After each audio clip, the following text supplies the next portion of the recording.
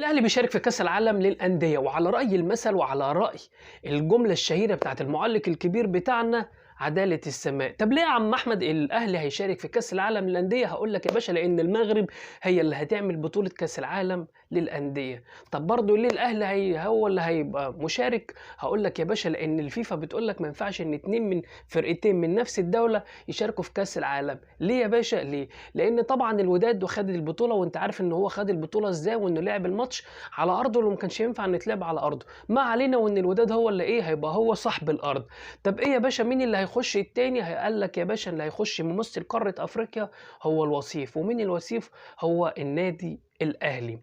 طبعا الحمد لله الحمد لله، لان انت عارف ان احنا اتظلمنا واتظلمنا جامد قوي قوي في الماتش دوت. لان ما ينفعش اصلا لما يكون هتلاعب فرقه او تلعب نهائي تلعب على نفس الارض اللي انت هتلعبه. المفروض ان كان يبقى في ارض محايده.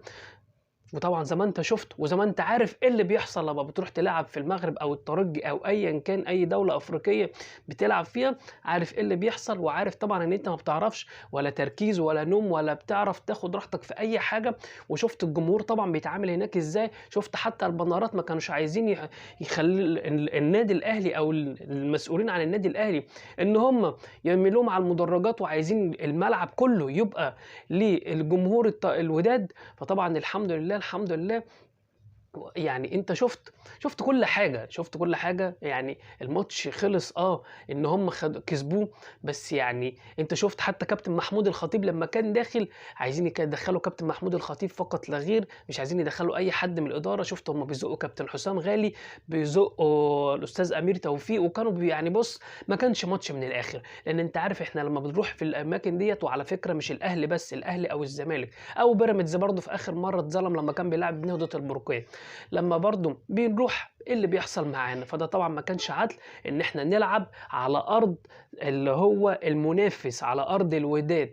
فطبعا الحمد لله الحمد لله، ده عدل ربنا. لان اللعيبه ديت تعبت قوي في الفتره ديت. لما كنا بنلعب في كاس العالم بنص اللعيبه ونص اللعيبه مع المنتخب بتلعب تصفيات كاس العالم، او تلعب تصفيات او بتلعب في افريقيا. وكنا لما رجعنا من هنا ومن هنا بقينا بنلعب في الدوري كل يومين ماتش، وبنلعب في الكاس، وبعد كده لعبنا في السوبر، وكنا شغالين دب دش لحد ما نص اللعيبه بقت مصابه، وبقيش اصلا حتى اللعيبه اللي بقت تلعب ما بقتش قادره تجري ولا بقت تعمل اي حاجه.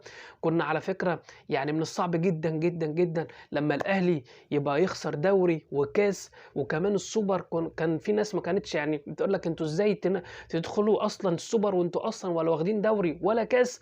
والحمد لله خدنا السوبر ولا افريقيا. فطبعا لما تبقى تبعد من 3 بطولات دولت على الاهلي بتبقى صعبه قوي قوي قوي قوي قوي. بس ده طبعا عشان عدل ربنا، اللعيبه تعبت وتعبت قوي قوي قوي قوي. فربنا الحمد لله بيكافئ الناس ديت وبيكافئ اللعيبه، وبيقول لهم خشوا كاس العالم غصب عن عين اي حد.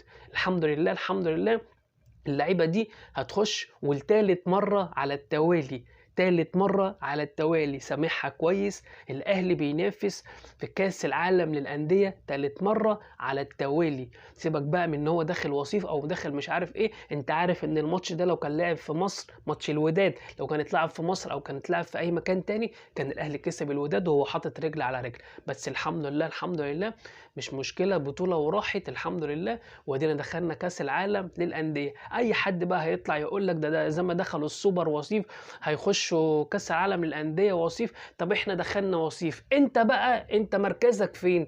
انت فين؟ احنا مش شايفينك.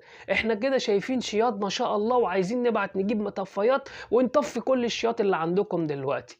ألف مليون سلام عليكم، وألف مليون مبروك للنادي الأهلي على مشاركته في كأس العالم للأندية. وإن شاء الله اللعيبة تشرفنا وهتعمل حاجة بإذن الله. أشوفكم دايما على خير. سلام.